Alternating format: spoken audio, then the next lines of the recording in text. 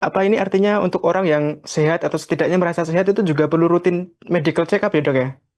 Oh ya, jadi sebetulnya kalau untuk medical check up rutin mungkin bisa kita mulai di usia awal 20-an, mungkin 1 tahun sekali atau 2 tahun sekali. Tapi ketika mungkin kita punya faktor resiko, terutama faktor resiko keluarga, mungkin itu bisa dipersering ya 6 bulan sekali atau ya tadi kalau misalkan eh kita udah punya komorbid yang lain, misalkan obesitas, mungkin walaupun usianya 20-an tapi udah obesitas, kegemukan, terus kemudian hipertensi atau punya riwayat keluarga yang diabetes, mungkin itu bisa dilakukan screening itu lebih awal di usia awal 20-an itu udah bisa. Berarti tanpa medical check up ada kemungkinan gini dong, ada kemungkinan gini ya dok ya, misalnya lebih lebih dulu terdeteksi masalah jantungnya daripada kolesterolnya gitu. Yang lebih sering sebetulnya seperti itu. Jadi ketahuan ketahuan apa serangan jantung atau ketahuan kejadian stroke baru ketahuan oh dia punya ternyata pas diperiksa kolesterolnya tinggi. Nah, kolesterol tinggi ketika sudah terjadi komplikasi seperti serangan jantung atau stroke itu kan bukan bukan penumpukan kolesterol 1 2 hari, tapi sudah bertahun-tahun sebelumnya gitu. Sudah memerlukan usaha yang lebih tinggi lagi ya dok ya artinya.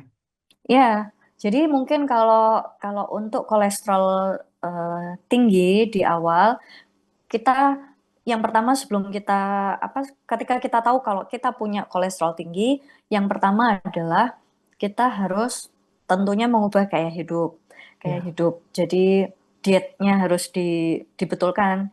Diet dalam arti kurangi makanan-makanan yang tinggi kolesterol seperti yang makanan yang digoreng, makanan yang cepat saji, makanan ultra processed food gitu ya, seperti makanan-makanan beku, terus kemudian eh, makanan yang mengandung tepung, seperti itu, bersantan gitu ya. Tapi kalau dan diimbangi dengan peningkatan aktivitas fisik dengan olahraga yang tadi saya sebutkan ya, 150 menit per minggu dengan intensitas moderate. Nah, setelah 3 bulan kita melakukan perubahan gaya hidup, ada baiknya kita cek ulang. Ketika itu sudah bisa terkontrol, mungkin kita tidak perlu mengkonsumsi obat penurun kolesterol. Jadi kita mempertahankan gaya hidup sehat itu aja sambil tetap mungkin dicek berkala 6 bulan sekali atau 1 tahun sekali gitu ya. Tapi kalau kita memang sudah ada komplikasi seperti serangan jantung, misalkan udah ketahuan serangan jantung, diperiksa, oh ternyata kolesterolnya tinggi.